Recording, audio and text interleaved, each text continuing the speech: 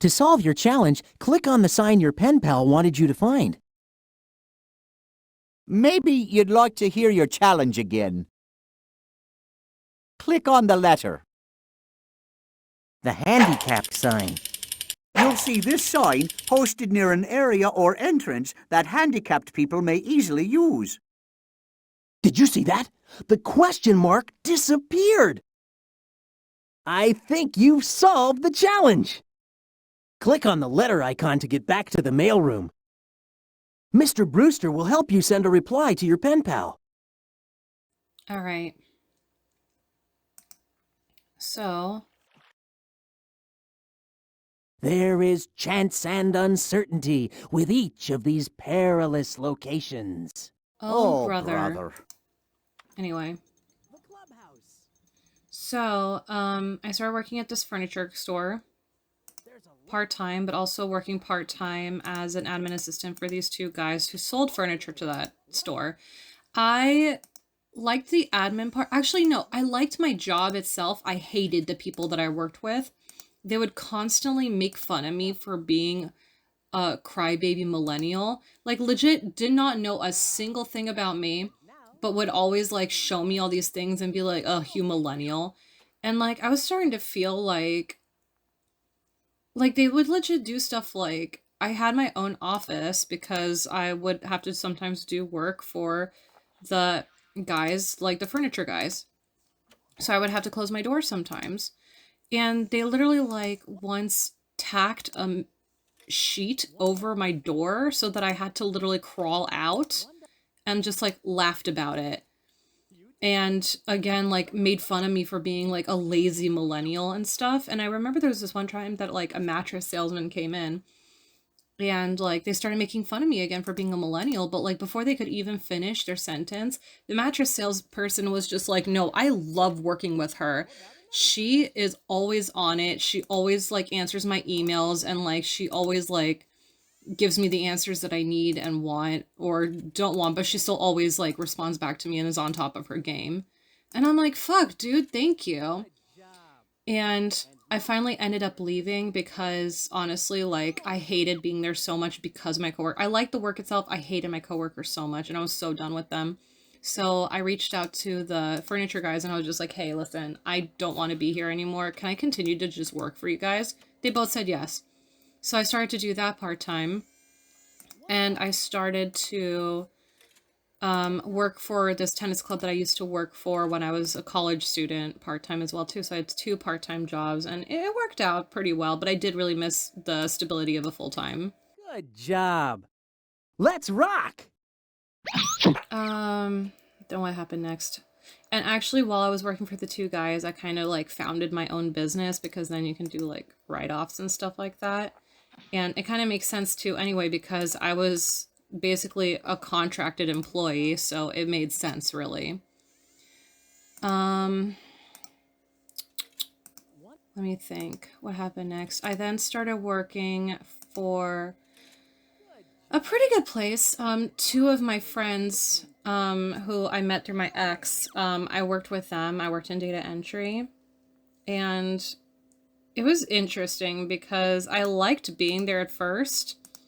I was there for 2 years. I was really good at my job, and it, like, people actually, like, marveled at it because it had to do with, like, manufacturing, like, parts for cars and motorcycles. And I honestly, like, props to you guys who are, like, my boyfriend is a car person. I'm not. I just unfortunately don't care. And I did my job well, but people were always, like, marveling at the fact that I did my job well, but I had no idea basically, like, what it was for or, like, how it all worked. I just didn't care. That was just not for me. So I worked there for 2 years, but then management started getting really, really micromanaging, which they never used to. Like, in the 2 years that I worked there, they never micromanaged me because they knew that they didn't need to. Like, of course, during training, like, my person would train me, like, within, like, a couple weeks, she was just like, yeah, she ready, she good.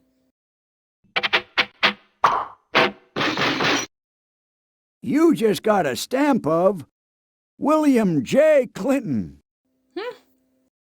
You just added a stamp to your collection. Click on a stamp to see it animate. If you want more stamps, try playing some games and activities. Right, let me see how many stamps, and I'm gonna count like one stamp going away. First I'm gonna count, then I'll go ahead and finish my story. Okay, so. This section is... This is the president.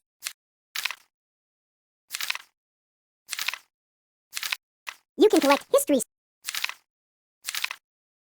These are fairy tales. Animal Stamps. Oof. Yep, I need to collect 120 stamps still. Well, actually, 121 because I'm getting rid of one of them. What a game. Maybe with the next time. Oh, MLK. Bye. I have a dream today. Martin Luther King Jr.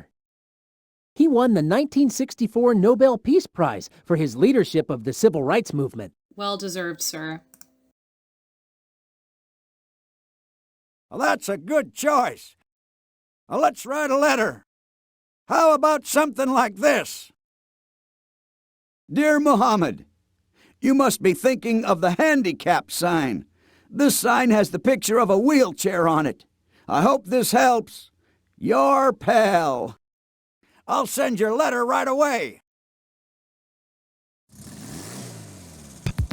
The mailman's coming here on his way. What will the mailman bring you today?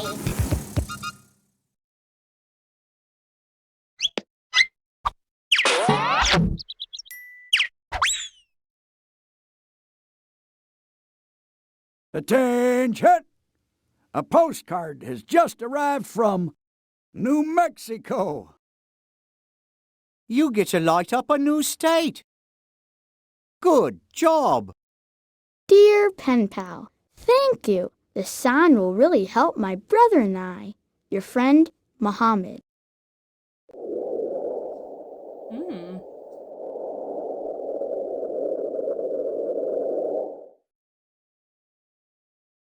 New Mexico. New Mexico is home to an annual balloon festival. That's pretty cool. Alright, well, Mohammed, I hope you're living it up in New Mexico with you and your brother. Hope you guys are all doing well. Hope you guys go to the hot air balloon festival every single year and yeah, just are having the best time out there, really. That's really freaking awesome, actually. I've never heard about that before, but like it's definitely something that I want to like check out and see for myself. So that's awesome. Hope you guys are doing good. Shout out to the people in New Mexico.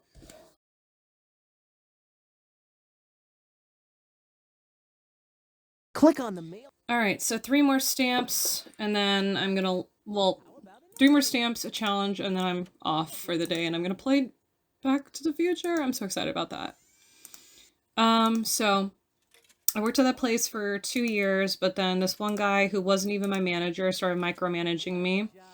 And like, he actually, for the first time in 2 years that I was there, gave me a verbal write-up because he had asked me to label all this stuff on my desk. Again, not my manager. And I didn't do it, like, in the 3 days that he had asked me to do it. And I was just pissed. And I think that was the moment where I decided that I really wanted to move to Hungary too, because like all of the guys that I was everyone that I was working there with were pretty much all men, and they were all salesmen, which no offense to anyone who's a salesman, but these people, I'm only talking about the people that I worked with, and I'm talking about people in general. They were very, very much like invested in like making as much and selling as much as possible, to the point where like they never wanted to take vacations. They were upset whenever someone had to take a vacation. And I have always grown up with that mentality of you work to live, you don't live to work. And they just did not see it that way. Nope. So again, like not trying to say that this is what all salespeople are like, but this is what these salespeople were like, and it was just not vibing. So that's when I decided to move to Hungary. I eventually moved to Hungary. But it was during COVID. Not that COVID isn't still like up and around us, but that was like in the like middle of like the pandemic. And that was its own disaster, but also really good for me as well too, but we're not talking about that. My next job was at a law firm, and this is the one that I referenced in my last few videos. They were the ones who went bankrupt after I was there for 2 years, and then they transferred me to another company, which also went under, and then they transferred me to another company, which also went under. And during that time and like waiting period of when am I getting transferred over, I was still technically employed, but I wasn't getting paid. So I couldn't even apply for unemployment because I was still technically employed, but I wasn't getting paid. So this is all last year, by the way. Like, this all happened February of last year. And then I decided to seek employment elsewhere. Ooh.